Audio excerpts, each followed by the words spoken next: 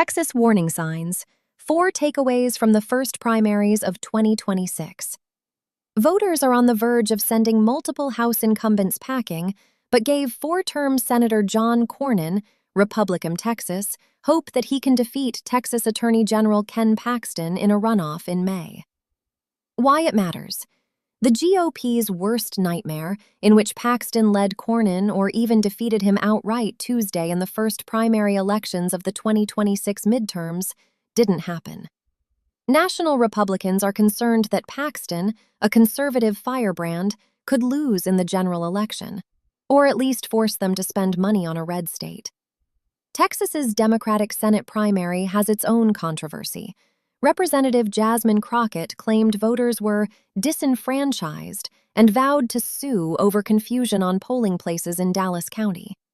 She trailed State Representative James Tallarico by more than 100,000 votes as of early Wednesday morning. 4 takeaways. 1. The most expensive primary ever gets an encore. Cornyn showed surprise strength, setting up 2+ months of an expensive, nasty primary race before a May 26th runoff against Paxton. Representative Wesley Hunt, Republican Texas, finished a distant third. Now Cornyn and Paxton will compete for President Trump's endorsement, a priceless prize in a primary that has already cost the Republican Party close to $100 million. 2. Populist seminarian leads anti-Trump brawler.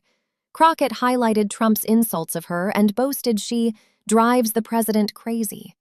Tallarico, a Presbyterian seminarian, talked about winning over Trump voters and zeroed in on promises like standing up to billionaires and taking on Big Pharma.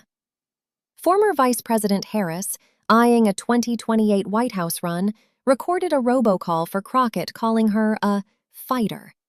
It wasn't enough to push Crockett over the finish line.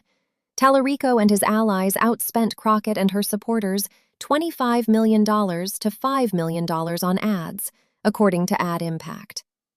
3. Warning signs for incumbents, older reps. Texas redistricting contributed to GOP Representative Dan Crenshaw's loss to State Representative Steve Toth.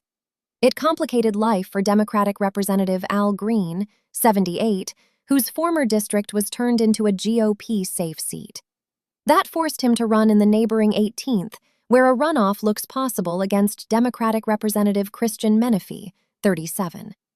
A runoff also looks likely for Representative Julie Johnson, Democratic Texas, who trails former Representative Colin Allred by double digits.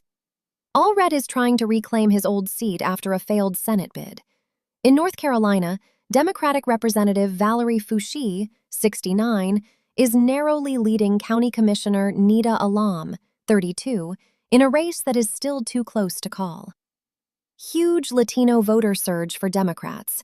In heavily Hispanic counties along the Rio Grande Valley, Democratic turnout was up big. In Texas's 34th district, which Trump won 52% to 48% in 2024, roughly twice as many voters participated in the Democratic primary compared to the Republican primary. Please don't forget to like, share, and subscribe to this news channel for more breaking news across the world.